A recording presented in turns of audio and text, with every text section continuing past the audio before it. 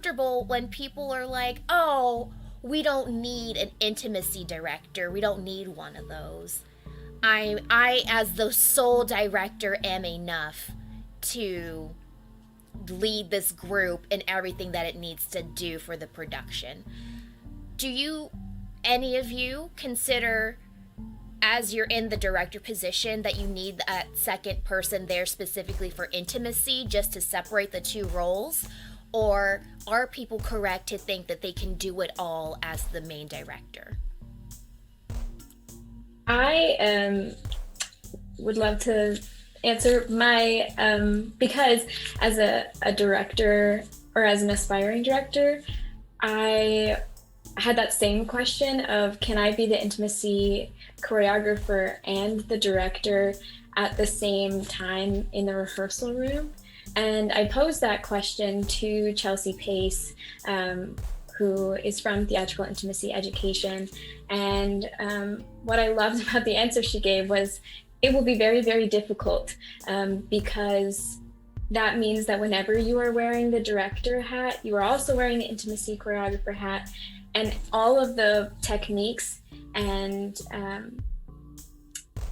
the role of the intimacy choreographer to create this space and to use desexualized language and to practice consent and boundaries and all of these things. You need to do those all the time. And not that you cannot do that, but that is something that you need to be hyper aware of. And I haven't faced that challenge in actuality quite yet, but I am very aware of it. And I'm curious to see what everybody else thinks about that. Can you wear those two hats at the same time? And if your answer is no, that's okay. Well, I think you've done more directing than I have. Sorry, go ahead, Keith. No, I was gonna call on you to say words, so it worked out really well.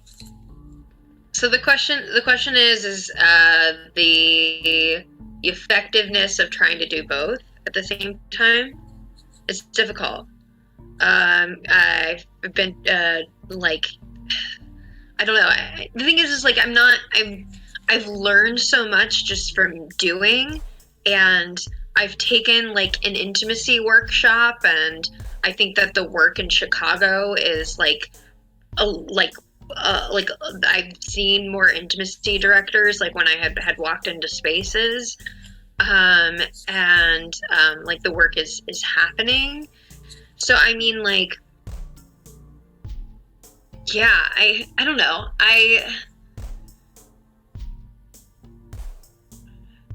Can it be done? I think I think that you're gonna be. It's more effective and more successful when you have two different energies in the room. You should always have two different energies in the room, I think, or like at least one energy that's in there for most of the time, then one that pops in and pops out. Like you always need something that's outside of this sucked up thing that you're doing when you're trying to make something, because I think that having something outside of that makes it out of that psychological kind of world, like, right? Like this twisted thing that sometimes can happen too much in theater.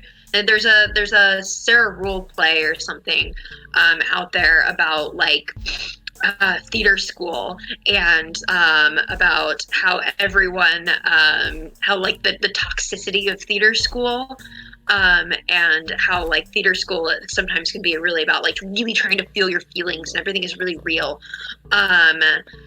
versus the idea of teaching technique, or like the idea of like changing a breath pattern is a way to increase like showing anxiety. And I don't know, I have found that specifically with a lot of my work is I tend to make stuff that is really personal, and I make stuff that's really it's really raw, and I talk about myself on stage, and I'm comfortable with it, and I think it's important. And a lot of like my journey as an artist has been figuring out who to trust with those things and who I want to make those things with. So in those spaces, I'm more comfortable making work maybe without someone else outside of it. Maybe I should.